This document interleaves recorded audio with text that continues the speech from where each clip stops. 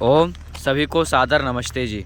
तो इस वीडियो के अंत तक ज़रूर बने रहें, क्योंकि इस वीडियो के अंत तक मैं जो बातें आपको साथ शेयर करूंगा, अगर कोई भी इंसान उसे फॉलो कर ले तो वो अपने दिमाग से लेकर शरीर को मात्र 3 महीने में बदल सकता है। तो आज का हमारा विषय होगा ब्रह्मचर्य के बारे में। तो ब्रह्मचर्य का पालन कैसे करें। अधिकतर नौजवान का यही समस्या है कि वो ब्रह्मचर्य का पालन करने तो चाहते हैं, लेकिन बेचारे 15 दिन 20 दिन तक ब्रह्मचर्य का पालन करते हैं। उनके बाद वो अपने मन को काबू नहीं कर पाते हैं या वो गलत चीज़ों से दूर नहीं हो पाते हैं और वो बुरे काम कर बैठते हैं। तो मैं एक बात बोलना चाहूँगा कि अधिकतर लोग घर में रह के ब्रह्मचर्य का पालन करना चाहते हैं, तो ये मेरे तरफ से मेरे हिसाब से नामुमकिन है, क्योंकि घर में रह के वो सारी चीज़ें नहीं हो पाती जो होनी चाहिए ब्रह्मचर्य के लिए। तो इसके लिए हमें गुरुकुल ही जाना पड़ेगा।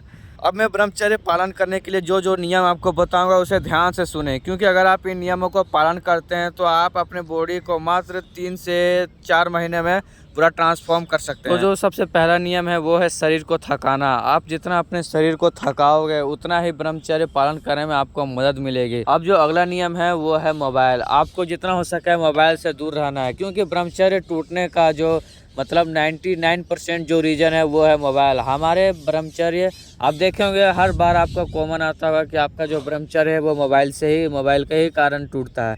तो आपको जितना हो सके उस चीज़ पे काम करना है जिससे आपका ब्रह्मचर्य टूट रहा है।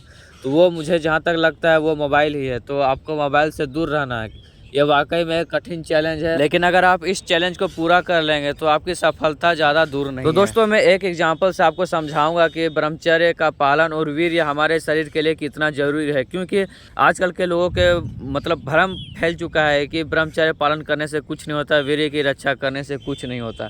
तो जैसे कि आप एक अनुमान लगाइए कि आप भोजन में करते क्या हो। तो उदाहरण के लिए मैं कोई फसल को लेना चाहूँगा, जैसे कि है गेहूँ। तो मान के चलिए गेहूं का जो सबसे आखिरी चीज़ है वो आप भी देखते होंगे, जब गेहूं में दाना तैयार हो जाते हैं तो वो सबसे आखिरी चीज़ होता है। उसका फसल तो पहले ही आ जाता है, पौधा तो पहले ही आ जाता है, लेकिन जो सबसे आखिरी में बनता है वो है उसका दाना, उसका जो बीज होता है वो। तो उसी को जब अच्छे से जब दाना प्रिपेयर हो जाता है, बीज अच्छे से प्रिपेयर हो जाता है, उसके बाद फिर हम उसको छान लेते हैं, उसको मतलब कि निकाल लेते हैं दाना को, और उसी का फिर हम लोग गेहूं को पिसवा कर उसका रोटी बनाते हैं। तो आप ज़रा ये सोच के मुझे बताएं कि हम दाना को ही क्यों खा रहे हैं, हम उसी का क्यों पिसवा रहे हैं, हम उसका जो पहले का जो प्रोसेस है जैसे कि उसका जो फसल बना तो उसको क्यों नहीं खाते हैं। तो हम फसल को इसलिए नहीं खा रहे हैं क्योंकि उसमें ताकत ही नहीं है।